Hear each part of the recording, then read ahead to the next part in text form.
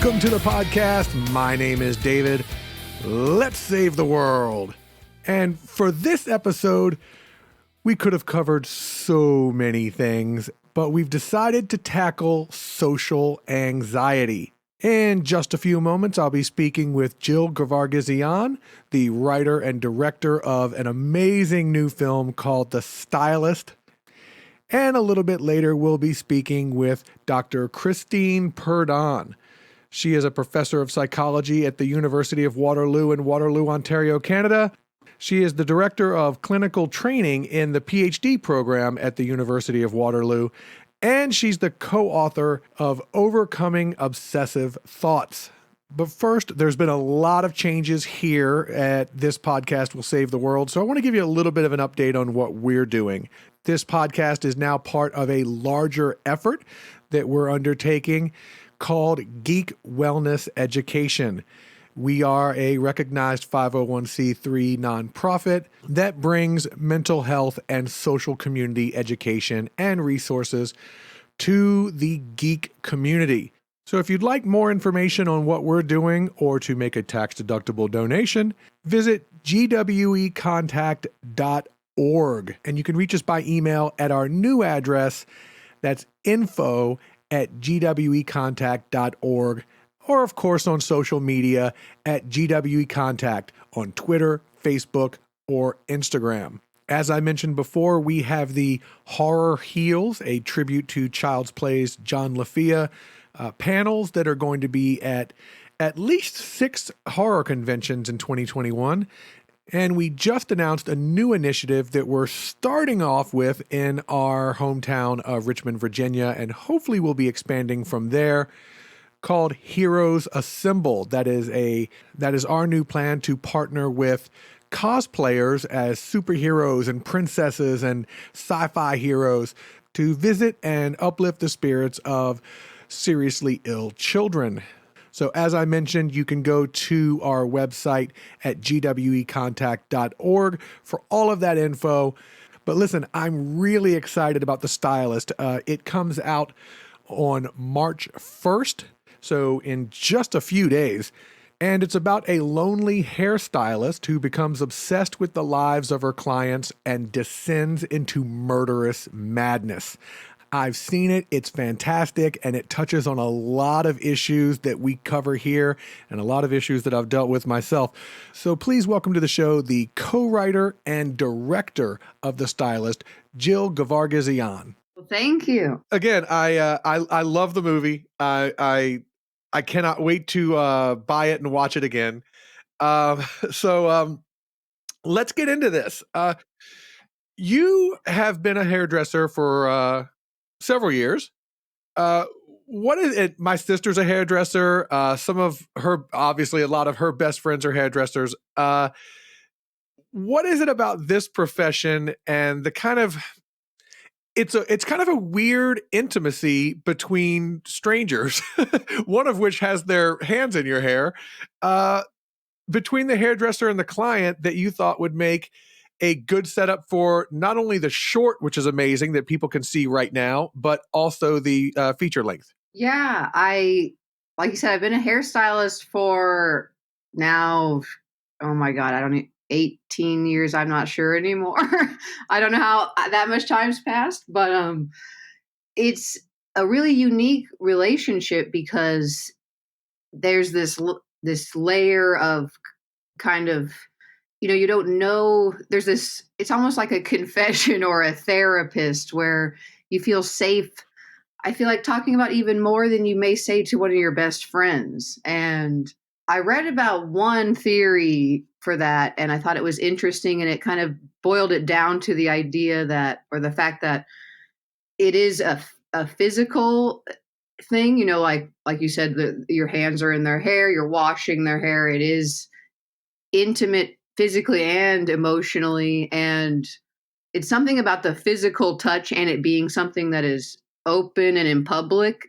They say that's something like that affects us psychologically, makes us feel closer.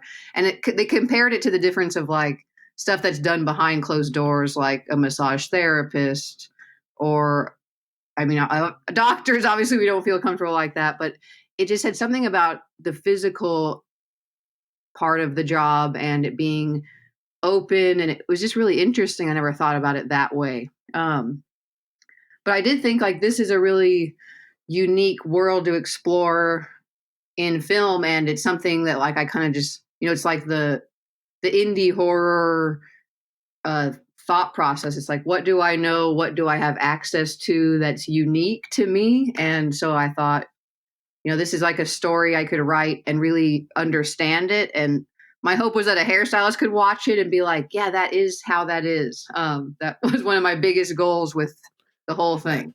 Yeah, and hopefully no one is out there doing what she does in this film. Because No, I get so many silly questions, which I understand about, did some client that you were upset at inspire this whole thing, and it's really not that way. I know that's funny, but it's just, well, I think yeah. one of the great things about horror is, and because I've heard a lot of things about, oh, well, horror movies shouldn't deal with mental illnesses. Look, it's not saying that every person with a mental illness is going to be a killer, just like it's saying that not every hairdresser is going to be an awful person. It's just saying this particular one is dealing with some issues and takes them out in a pretty bad and pretty painful way, I'd imagine. Thanks for drugging the people in advance. Uh, so I saw somewhere that that Leatherface was an inspiration, which I can definitely see that, wearing skin in a different sort of way, and also Dr. Giggles, which is awesome. No one ever talks about that film, but this isn't a typical slasher film. We are with the killer the entire film. And not only do we kind of see the world through her eyes, we sympathize with her. I know there's a couple, like I think I mentioned to you before, there's a couple oof moments in there where I'm like, oh man, I've been there. That sucks for her. Yeah. Tell me a little bit about how you wanted to do your take on slashers, and some of the inspiration that went into making kind of a grounded, emotional, psychological slasher. Yeah, when you bring up Dr. Giggles, which is hilarious and great, it's that kind of time period of slashers is just something that came to mind when the idea first came to me. Like, you'd think there already would have been a kind of funny hairstylist killer slasher movie in that early 90s period when there were lots of profession driven slashers. But then with my take on it, I really didn't want to do the traditional slasher setup, which is, more the victim's point of view and just like a fun, not super developed killer in your traditional slasher. With this, we kind of followed, I was try to turn to, there's not very many films that are from the perspective of the killer. Like Maniac is one, and I think as disgusting as Maniac is, you also feel sad for him. And May was another film I really turned to, which she's not really a slasher, but it's a very similar kind of, you watching a character break Sure. down completely and like self-destruct and self-sabotage. I've always been interested in anti-hero type stories and just films about people that are confrontational and that make you really think. It's just that it's just not black and white. Someone isn't just the one bad thing they did and they're not the only good thing they did. It's a much more confusing, layered thing than that. And I just have always loved films that make you walk away and you're thinking about it for a long time. So that was our hope with this character. And we're not really trying to justify what she does, but we're just trying to explain there's always a reason. There's a million reasons for what led people to a certain place. It doesn't justify it, but there is a reason. And I think a lot of times it's ignored and people are just called monsters. And I have some super dark sympathy for the stories behind, what makes someone get to that point. As do I. I mean, I don't know what that point is where where someone like me who deals with depression and anxiety and all that, to where we go, I'm sick of destroying myself. Let me go get help. And what teeter someone over the edge of to where they're scalping strangers. I'm not sure what that Yeah. is, but that is a tragic thing, even though we're not justifying what someone will do after the fact. Yeah. And with her routine, and I kind of battled with this with the writing because I wanted her to feel really grounded, but I also had to accept myself that what she's doing is very over the top. It's not very if you compare it to any real serial killer, it's not very to do something so dramatic. So I really battled with this this line I was trying to hold of like what she does is very theatrical and over the top and not believable, but I want her still to feel at least Oh, emotionally sure. believable. And I definitely think that Um, watching the film, you don't get taken out of the film when she does that kind of thing, because the rest of the film you're so grounded with her that it feels like a natural thing for her. Bravo for that, because like you said, it is kind of an out there thing that she's doing. yes. So, when this interview gets published, it will be Women in Horror Month. Now, obviously, there are male hairdressers and all of that, but a lot of the aspects of this film, the focus on a wedding and the bridesmaids' relationships with each other, that's kind of sprinkled in throughout. I don't feel like this would be the same movie if a guy had come up with it. Maybe that's me being a little bit prejudiced, but honestly, a lot of my favorite horror movies are coming from women these days. I think that it's maybe not a coincidence that so many unique voices are coming from female directors. And previously, maybe we didn't get those. Maybe females didn't get those opportunities. Yeah. Where do you see horror? I guess not only historically, but is it finally changing now that we have your Revenge and Babadook and all of these amazing films that are coming out? Is the landscape changing? I think it really is, and I think it even expands beyond horror. I've noticed in film in general that finally it's becoming a focus to get more people behind the and different types of people behind the camera. I think naturally, like what you're saying with these different perspectives, is we've just for so long it's been so common that almost every film was made by the same type of person. A white male was the majority, so that's why we were getting so much of the same type of story about the same type of character. It's just like it's natural that if you have different people telling stories, you'll get different types of stories. Like Stylist being so heavy, and the female centric term has become kind of annoying to me because so many people use it, I feel like, just to promote stuff anymore. But Yeah. it just happened naturally. Like as a hairstylist, I've spent so much of my life surrounded by so many women. Not that men don't also do hair, but with the character, I just kind of saw her as not really entering her mind much.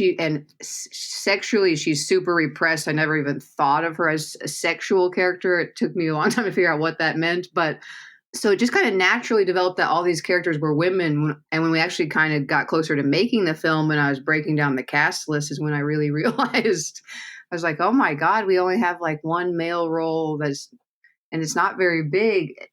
It seemed intentional, but I really didn't do that. It kind of just came out that way. And I think that's why when we see all these films finally made by women like Babadook, Revenge, or Raw, like it's natural that the protagonist is now a female. And not that horror hasn't had that for a long time, but to be fair, the characters haven't been as developed. And yeah, we're finally getting more than just one type of person telling stories. And so that's super exciting. And it's natural, I think, to tell a story close to what you are or how you feel. So sorry, that rant went on.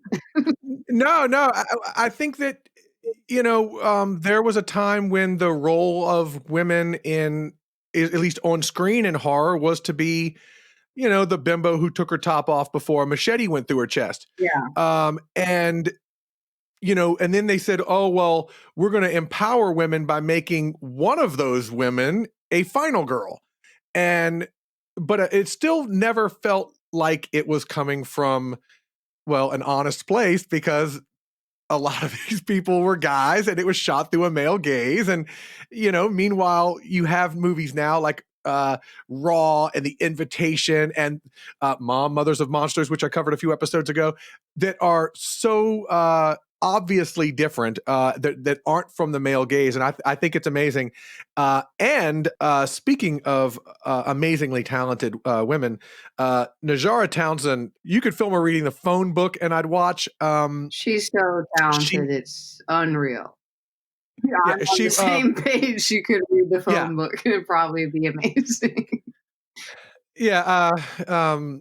She was in Contracted a few years back and was just amazing in that. And I was like, man, she's got to do more in the horror realm, That because I'm not really much for dramas and stuff. But yeah, I was looking forward to this movie, and man, she's great. Tell me about her. Yeah, through Contracted is actually how I was introduced to her as an actor, and I got to meet her actually at a premiere of that film.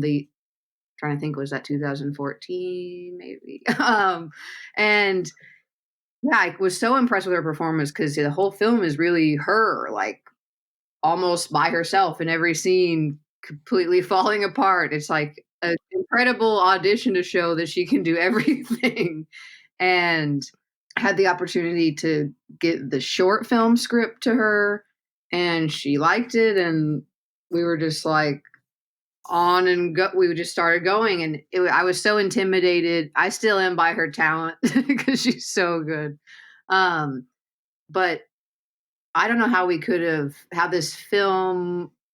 It's like I said with the character, it's such a balance that I needed, and I wanted her to feel so relatable, but she's also insane. And Najara can just say so much with like barely moving her eyes a certain direction. And there's many scenes in Stylist where she's alone and there's no dialogue, and she just blows us away in every scene. And it's something about the fact that she can just portray so much with a look. Like, even we have this big dance club scene, which is kind of her worst nightmare scenario. And when they are like, Mine we should too. go dance, and her reaction to it like kills me because it's so perfect. It's just this sudden expression in her face that's small, but it's perfect. And I really think we owe Najara so much to how the film works, because it could have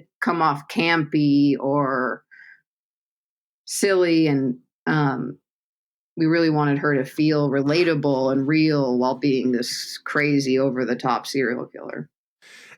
And one thing because one of the issues with my anxiety is, especially, because I had to, and I've gotten plenty of help, but I with my dependency issues and anxiety, whenever I was talking to someone that I respected or whatever, I found it like impossible to look them in the eyes. But at the same time, I was like trying to get a gauge of them. But if they looked up, I'm looking away. And I noticed that she's kind of doing a lot of that in the film. I don't know how much research she did in it, but the timing of it was great, of where she's clearly trying to go, how is this person being so natural? And then there's several times throughout the film where when the person looks over to speak to her or whatever, she kind of looks away in a very natural way that I kind of identified with. And so just little details like that, I thought, again, hit me where it hurt. So thanks for that. And she really portrayed anxiety in such a way. What's weird is I don't feel like we talked a lot about anxiety specifically, which is something I really battle with, which maybe it was just obvious to Najara that that's what this was about. She so much displays that those little uncomfortable moments and just got it. And I've been really happy to see, and it's opened my eyes to stuff that I didn't know I was putting into the movie. People really getting that from the film. They're like, oh, I identify so much with the anxiety she's going through. I was like, wow, I put all my anxiety issues into this movie without realizing that was one of the main focuses. Yes, whether we know it or not, we're putting our anxiety out into the world. So yeah, she's amazing. So, and I know that maybe some of this wasn't intentional, but there are scenes where, like I said, I felt bad for the lady. She's obviously trying to figure out how to connect with people, how to have friends, how do I do what you do when everyone else is just doing their thing? And like I said, it really hit me and really connected as authentic. Was there I guess there was a tightrope you had to walk through to kind of, let's make this natural. Or like you said, was it all her just instinct?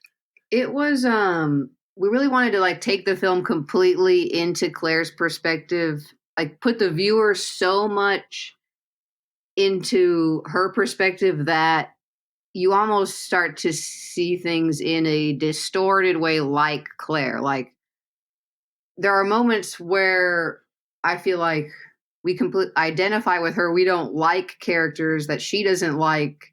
When really, if you step back and think about it, you're like, well, there's no real reason not to like this character, but I've just become so much on Claire's side that I'm like completely disillusioned with, like, I think how she thinks now. Yep. And like, there's this kind of climactic scene with, her and Bria's character, Olivia, where they have this conversation on a parking deck roof. And it's just a conversation, but it's like heartbreaking from Claire's side. It's like the end of the world for Claire. But for Olivia, she's just laying out simple boundaries. Like, I need space. And it's a normal thing to say. It's not like, I hate you, go die now. But that's what Claire's hearing. Yep. It feels that way when you watch it. It feels how Claire feels. And it's not totally honest to what's actually happening, which is what we wanted people to come totally onto Claire's side. And maybe question like, well, she's not really saying anything that's not totally understandable right now. Same with her husband. Claire develops this kind of total dislike of him for no real reason. But we feel the same way.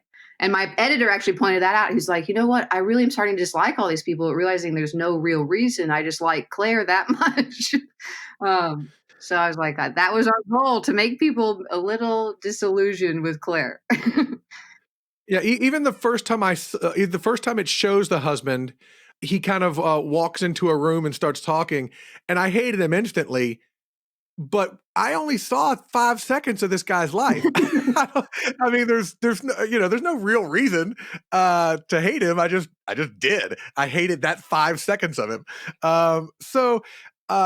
Yeah, and that moment that you mentioned before about boundaries, man, I've been there. Yeah. As someone who deals with anxiety and dependency issues, it immediately made me think of moments in my life where I always call it leaning on people, where I'm like, trying so hard to connect and so hard to be like, hey, validate my existence, because and you can't say it, but in my head, there's some really, suicidal or, negative things going on in my head. Validate me. And sometimes that kind of push, you think it's you trying to connect, but what it really is, and you're getting way too close to me right now. Yeah. I mean, you're violating all kinds of boundaries. And I think we have to understand there's nothing wrong with her wanting boundaries. That's perfectly natural. Yeah. It that was one of those stop the movie for a minute scenes and kind of David. uh, and kind of going off of that, the world is not out to get her. Yes, there are people who have shades of opinions of her just because she walks into their life. It's kind of creepy because of the anxiety stuff, and people are entitled to kind of respond how they respond. But it's not like people are out to get her or ruin her life. There's even, Olivia is, Bree Grant is sympathetic. I mean, you can see where she's picking up, oh, there's something up here that I didn't know, and I don't really know how to deal with it. Yeah. But is it now my role to deal with it? Because I don't think it is. And so, especially from Bree Grant's perspective, can you talk a bit about how her character came about to where you didn't make her obviously, like I said, there's points where you're like, come on, Olivia, please just rescue this girl, but it's not so black and white like that. Can you talk a little bit about that process with her character, since she's the other lead in the film? Yeah, I think I never wanted the idea with her not being like a savior. To me, I guess boils down to like the simple idea. I feel like now I'm gonna get into all theory stuff, but that like a person, like no one can save another person if we're talking just about in general, and getting help with something, and also having that, like you're saying, what I call like the victim mentality, like everything is happening to me, the world is out to get me, feel sorry for me. That is not a truth, and plenty of people do get stuck in that dark like spiral, and it's just leads to more destructive feelings and things. And I guess ultimately this is like a tragedy about someone who doesn't realize that they have to save themselves. And so with her, I just wanted her to be a kind person, but that also, yeah, didn't feel like this isn't my responsibility to save this person. It is healthy to have boundaries and to be able to say them to people. And just wanted her to be like a very independent, strong woman who was kind of a role model for her, but wasn't going to take this thing on. And then through the lens of the film, like I said, so much, it was all from Claire's perspective. So we present her in this way, like Claire sees her as perfect. Of course, no one sees themselves as perfect. And when I talked to Bria about her character, I was like, I had a lot of backstory, but it's like, we won't learn a lot about this about her, but it's important for you and I to know it. It was interesting because she's kind of like, she was created as like the anti-Claire. So to me, she was never nearly as developed as Claire. When I talked to Brie about it, she was still like, this is more development than any director's ever given me, or backstory on any character. But I felt like real insecure about it, because like Claire has like years of backstory I've worked on.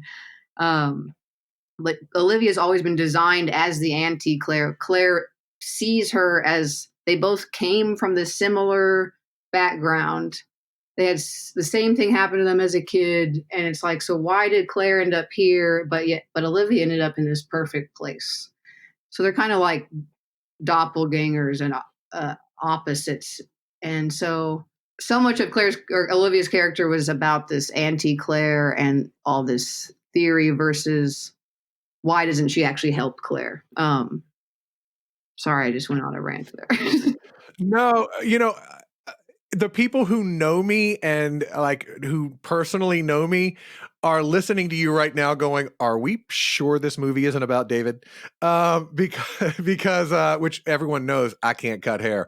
But yeah, it's the idea of looking towards other people as the superhero who, oh, you face challenges and look how your life is perfect and you've overcome, and I'm so pathetic and I haven't been able to overcome this, and looking to those people and almost trying to force them to rescue you and be your savior. It's not their responsibility. You're not going to, I mean, I can say this from personal experience. You're not going to feel any better until you go and get help for yourself and learn how to love yourself, it's no one's responsibility and no one can do it anyway. So that's my rant about the film. And like I said, it really, really connected with me. And I also want to say, for the people out there who are like, look, is there killing in this movie? I mean, is this a horror movie? Oh yeah. There's also that. So yeah, it's really an amazing film that it's one of those films that hit me on a couple of levels to where I could watch it and feel the adrenaline of the moment of, you know, the killing scenes and that sort of thing, and some of the suspenseful scenes. You could definitely feel that, but then after the fact, the next day, you're examining your own life and going, okay, clearly I'm not going to scalp anyone, but why am I feeling the way I'm feeling right now about this character?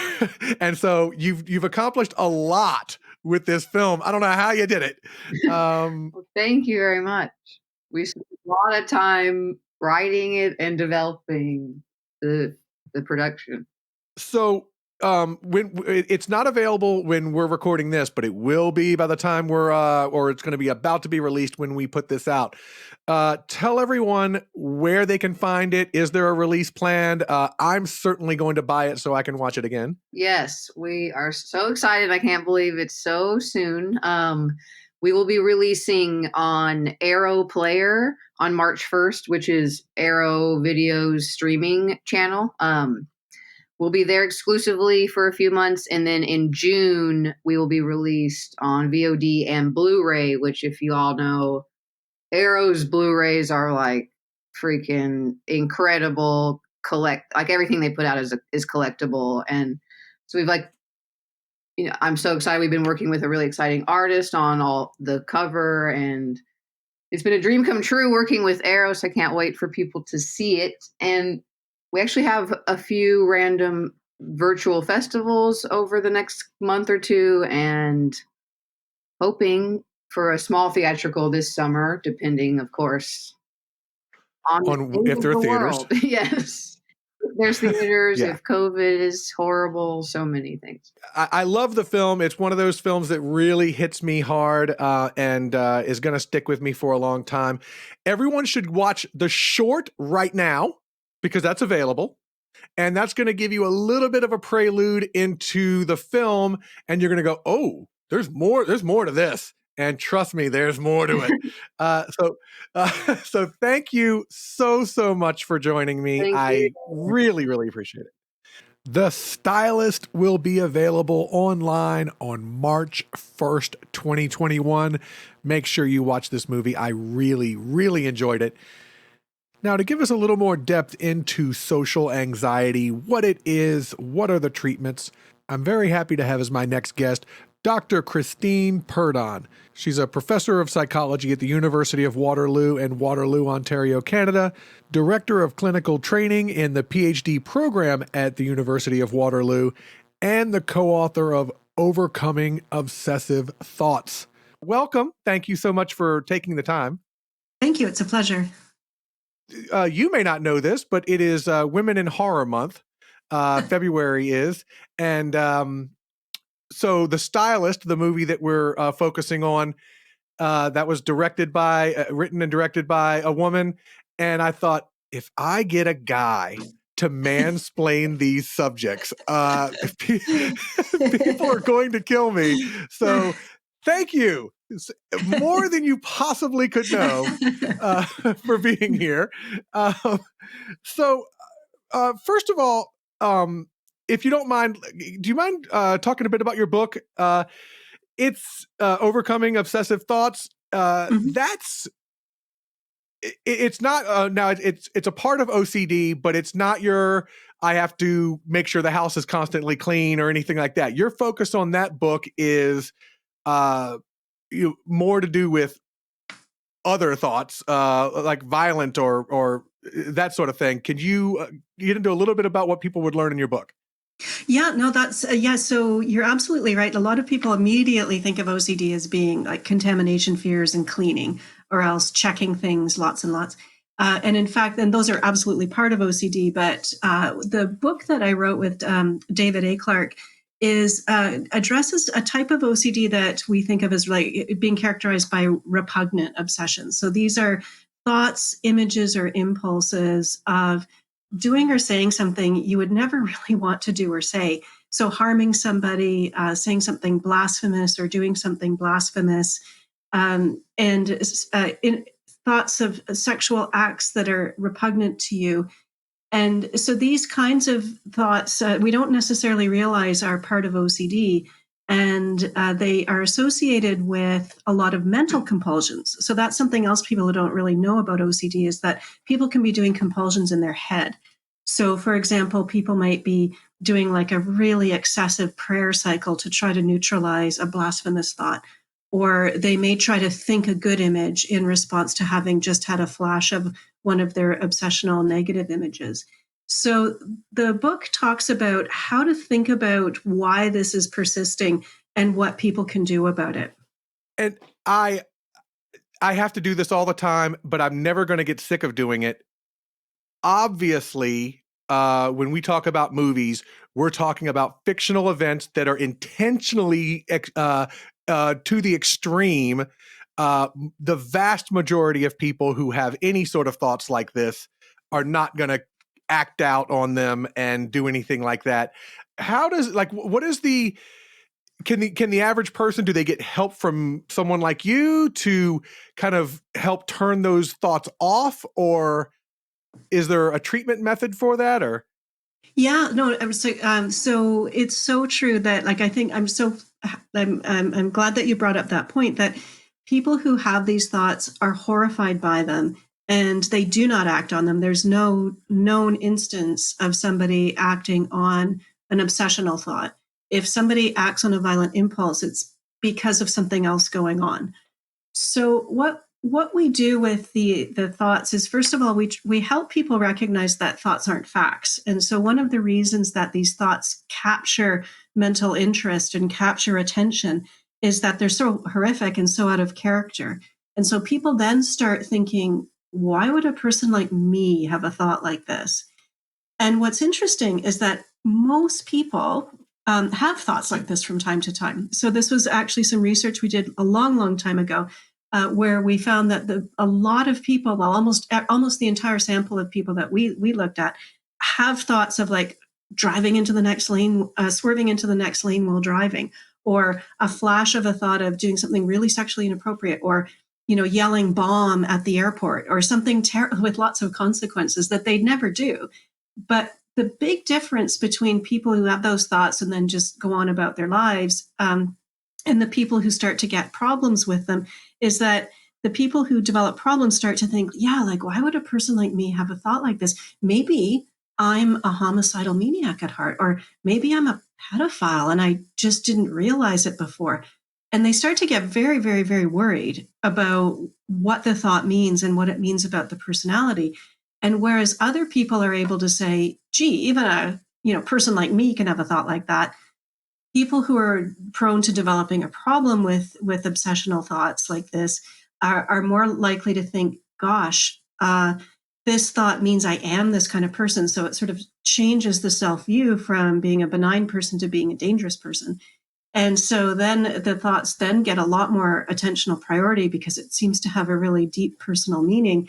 And then the person starts doing compulsions, so like thinking a positive thought in response to the negative thought. But then they also start doing a lot of avoidance. So they might avoid going near a playground. If they're having thoughts about that involve children, they might avoid going to a playground. They might avoid touching their own children. They might avoid changing a diaper. They may avoid going to church. And the problem with that is that they don't have a chance to learn anything new about what the thought actually means. And it undermines their capacity to trust themselves. So they don't develop the sense that, this is just a thought. It doesn't mean I'm going to do it. So what we try to do to help people is, first of all, just help them tolerate the thought. That doesn't mean like it or condone it, but just to tolerate it and treat it as a thought that goes through one's head as any other kind of thought. And then start to step back from how they've been evaluating the meaning and start to recognize that their idea about what this thought means is not a fact either, and that we can think about these thoughts in different ways.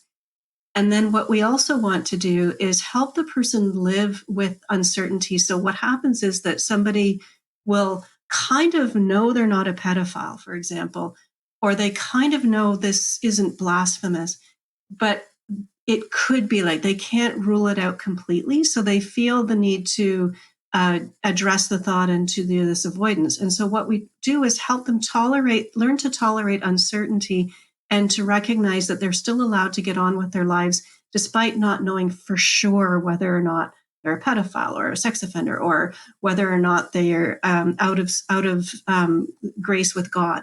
We help them just move on with their lives despite that bit of uncertainty. And eventually what happens is that their reactivity to the thought starts to go away.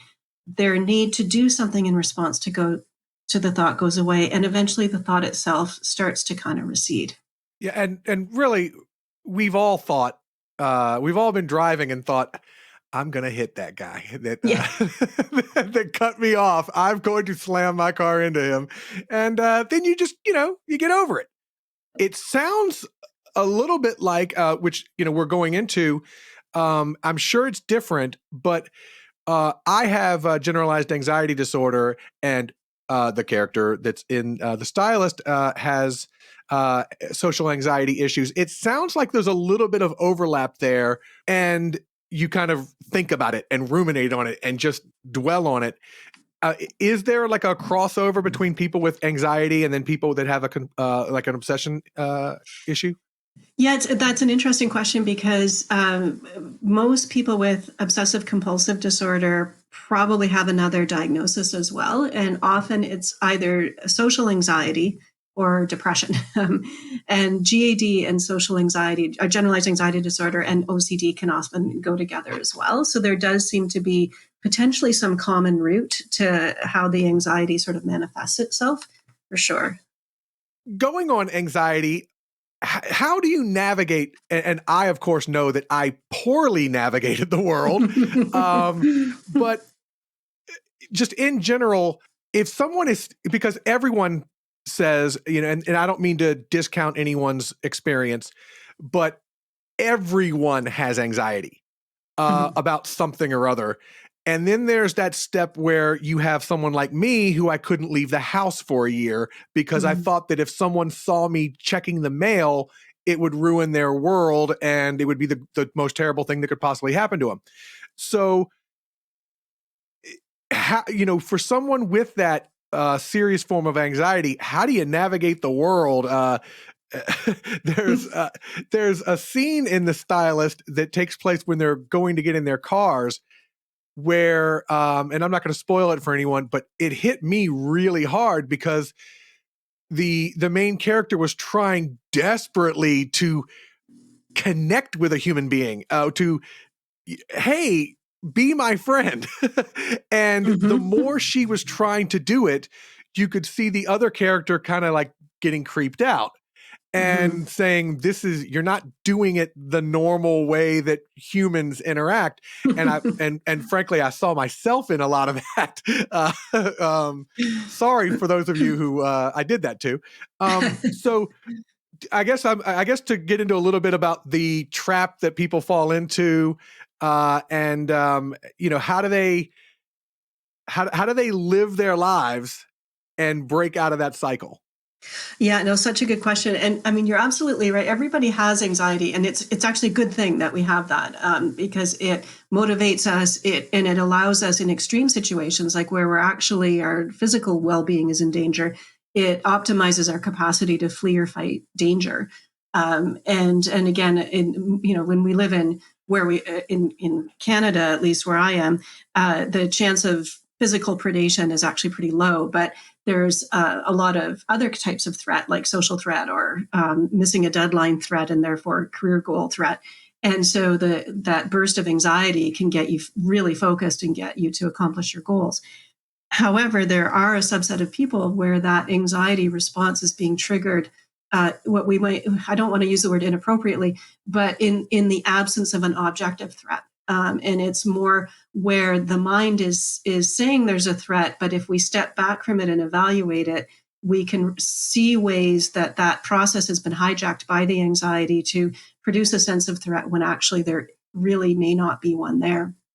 So those are the people with social anxiety, generalized anxiety, OCD, etc. And yeah, so the trap of anxiety is that people feel anxious. Hold on, let me see if I remember it. Sorry. Trigger, response, avoidance pattern. Exactly. Yes. Well done. Thank you. Yes. Yeah. So we don't like being anxious. And that's an adaptive response. Like, we need to remember that the anxiety response evolved to protect us as a species, or allowed us to evolve as a species. So the anxiety response errs on the side of false positives. So it's more likely to cause an anxiety, like to trigger anxiety when there's nothing there, rather than the err on the side of not triggering anxiety when there is something there. But it's also meant to focus our attention on threat. And so that when we're anxious, we become very focused, like it actually affects our mind. And a lot of people don't recognize this as part of the anxiety arousal, which is that once it's triggered, it focuses our mind on threat at the expense of equally relevant but unrelated to threat information. So, for example, somebody with social anxiety might be under great duress, giving a talk, and there'll be 50 people in the audience. One of those people is on their phone or looks bored. That person with social anxiety will instantly pick up on that person, and it'll come at the expense of seeing all the other engaged, happy faces. So then it becomes, okay, look, I'm failing at this speech. And then there's a lot of self-monitoring of what's happening, which we don't have great attentional bandwidth and great working memory. So when we're trying to monitor our own performance while we're performing, and judge ourselves and catastrophize about the consequences of not getting it together and get on with it, it actually limits our capacity to do our job properly. So one thing that happens is that for, like you were talking about, the awkwardness in social situations, so people with social anxiety are multitasking at the speed of light. So first of all, they may have really, really strong, like exaggerated ideas about what other people expect from them. So they may go into a social situation thinking that they need to talk like one of the most intelligent people on earth, and they need to be witty and funny like the best comedians. And they also may think that unless they can do that, they only get one shot at this first impression, and if they blow it, no one will ever kind of view them favorably. So they go in loaded with an enormous amount of pressure. And then they're monitoring the other person so closely to see, like, am I doing okay with them or not? And that, I think, is what can create that sense of awkwardness, that because they're not able to just be themselves and be spontaneous and natural. And people pick up on that kind of quickly and start to think, what is going on with this person? and can start to withdraw, which then confirms the person's ideas about themselves. So I think that that's a real trap. And then so then it makes it harder to go into the social situation the next time. But the other point I was going to make about anxiety is that it's very aversive. So when we feel a sense of anxiety, we're highly motivated to escape whatever situation it is, because way back as we were evolving as a species, we don't have big teeth, we don't have claws, our skin is soft, we're really not, we're just easy prey. So the way we survive is with a really, really functional alarm system that helps us flee and fight and anticipate flee and fight threat. So when we feel anxiety, we automatically assume there's something to be anxious about, and we do get this big escape or flight kind of mechanism. So we're very motivated to do whatever it takes to reduce that anxious response. And so often, we'll flee the situation, or if we can't flee it, we'll avoid the anxiety evoking aspects of the situation. So somebody with social anxiety at a party may avoid chatting with kind of the popular people, or the people that they think are more intelligent than they are. And instead, what they might do is go help the hostess pass out hors d'oeuvres. So then they're not on the hook for any kind of conversations, and they still look helpful. Or they may drink a lot, because then like drinking calms it down a bit, but also if they do something foolish, it'll be attributed to the alcohol and not to them being silly or weak or foolish or something. So even if people go through the situation, they come away thinking, oh my gosh, that was awful, and I needed to do all those things to get through it. If they leave the situation, they feel better. So what we learn is when I'm in the situation, I feel bad. When I'm out of the situation, I feel better. So if fight and flight responses are sort of rewarded. Well, first of all, I wasn't aware I was going to be so personally attacked in this conversation. Do you feel seen? Woo-wee. Man. Welcome to my life. She just explained it better than I did. And I think that the weird thing with me was I never realized that wasn't life until it was pointed out to me by a professional, and I got on medication and went through the behavioral activation therapy and stuff like that, to where I realized, oh, you mean everyone doesn't think this way? This actually isn't life, and because it really is. I always said that I was like the world's biggest conspiracy theorist, and I was the conspiracy. So I was constantly going, hey, I said hi to that person, and they looked the other way after saying hi. Why would they do that? They must hate me. I bet they're talking about me right now. And then 4 hours later, I'm like, I should have told a funny joke or something. And it's like, David, get over yourself. So for the people who know that there's someone in their life that's going through this, and like I said, I didn't know I was going through something. I just thought I was worthless. What can the person who knows them do to kind of direct them? Is there an appropriate action? Because I know a lot of people that I knew that kind of maybe,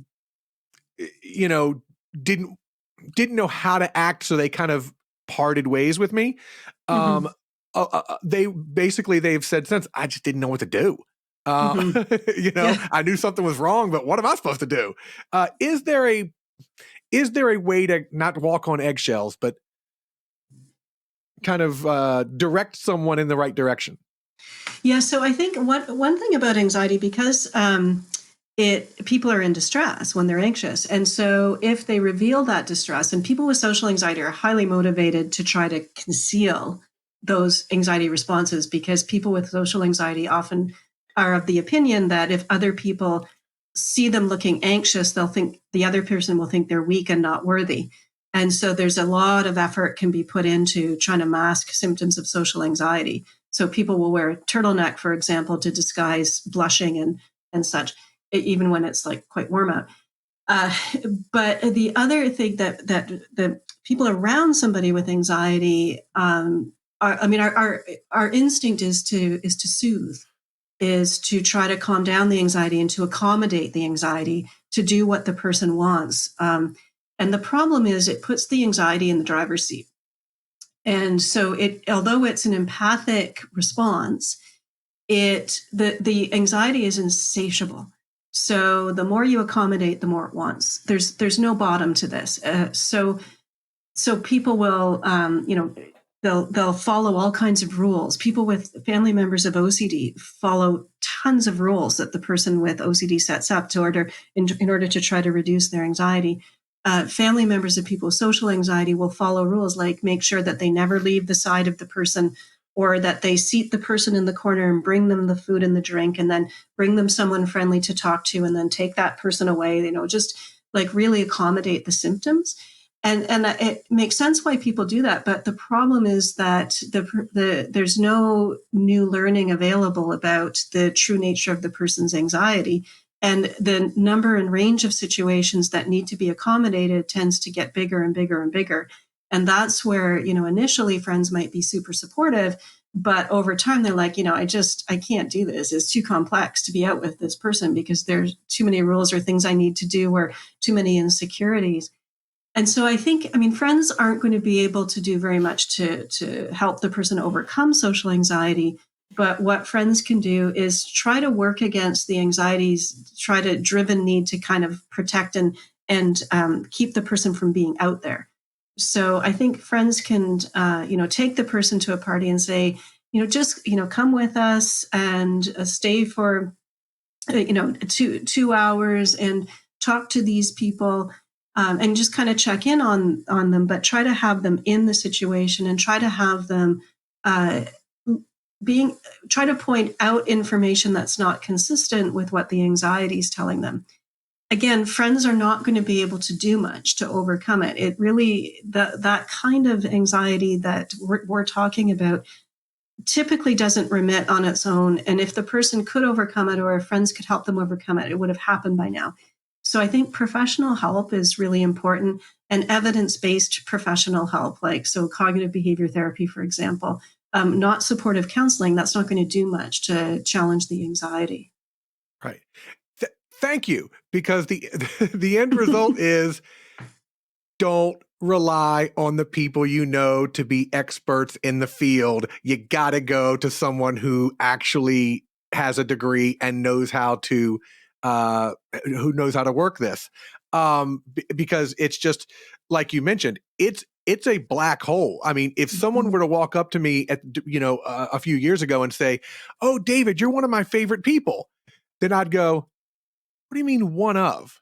And I'd be thinking, well, how many people are ahead of me? Yeah. And why did they say that to me? That must mean that I'm really not one of their favorite people. There's no way to overcome that.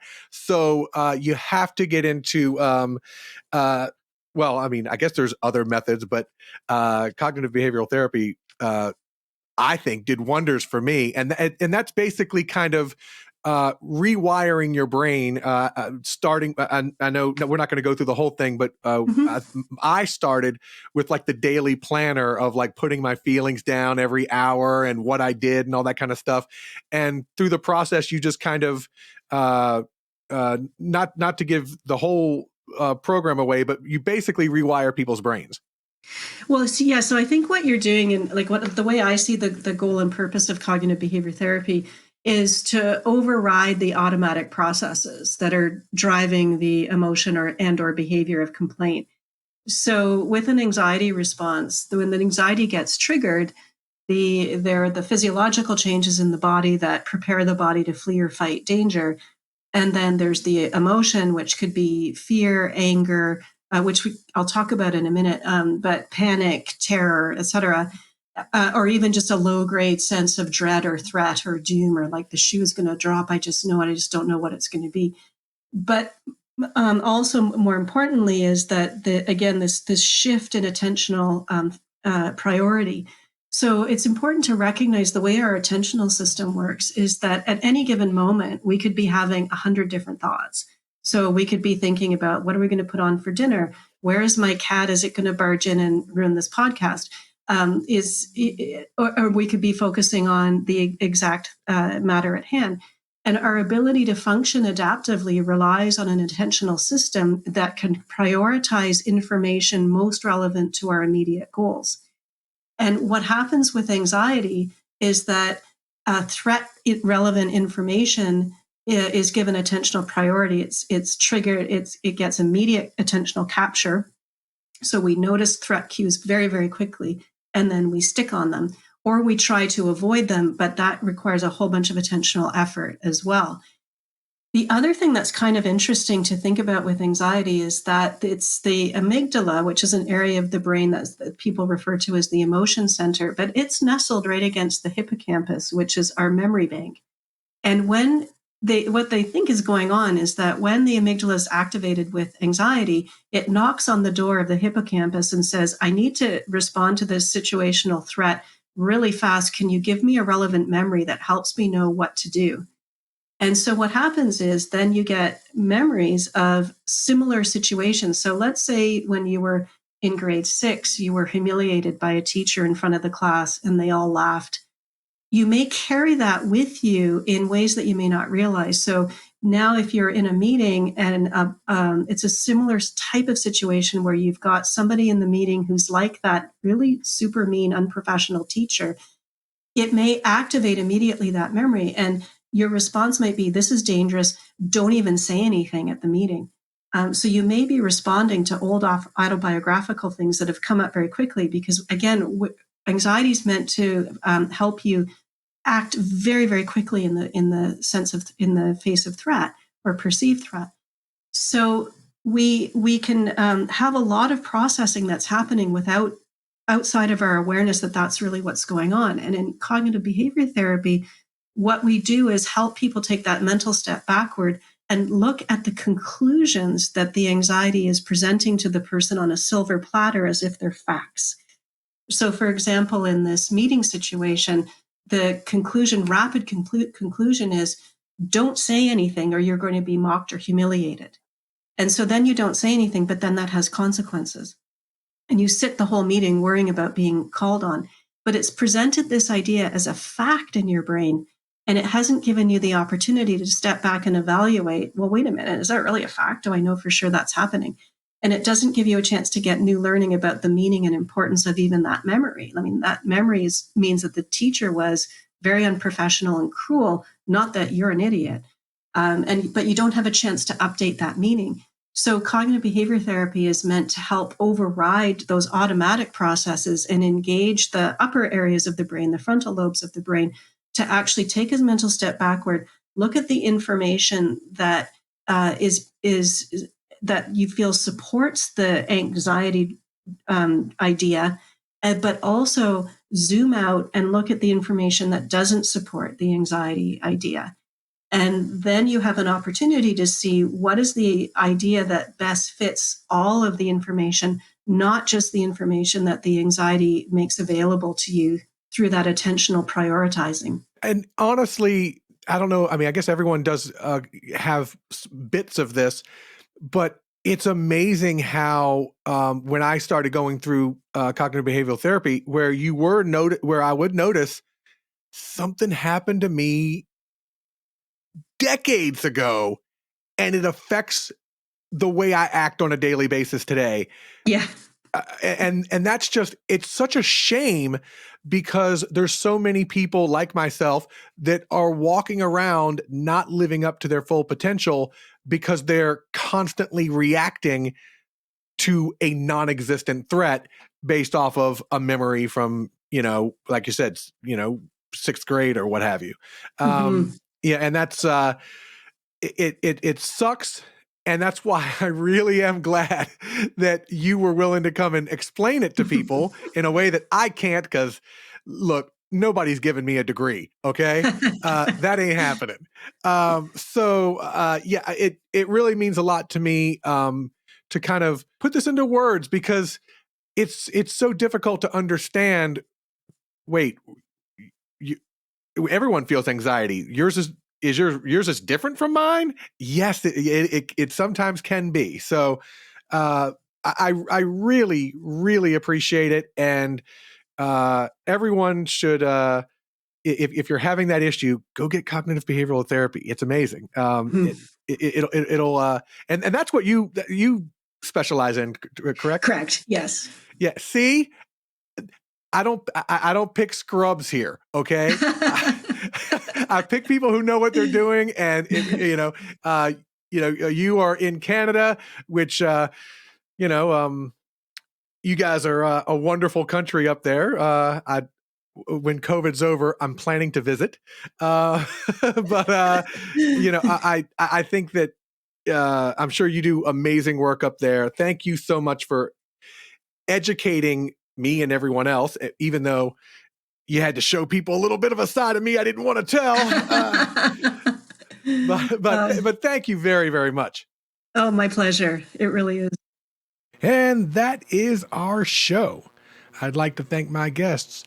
Jill Gervargizian, the Stylist, will be available everywhere March 1st. Watch that movie. It's amazing. And Psychologist Christine Purdon. And of course, thank all of you for listening. And thanks for bearing with us while we go through a lot of changes here. We're a new nonprofit. When this podcast started, we were not a nonprofit, and now we are. And so much is changing for us. And thank you for being patient while we grow. You can reach out to us at info@gwecontact.org or on social media at GWE Contact on Facebook, Twitter, and Instagram. We'll talk with you again soon. And remember, like any great franchise, your story isn't over yet.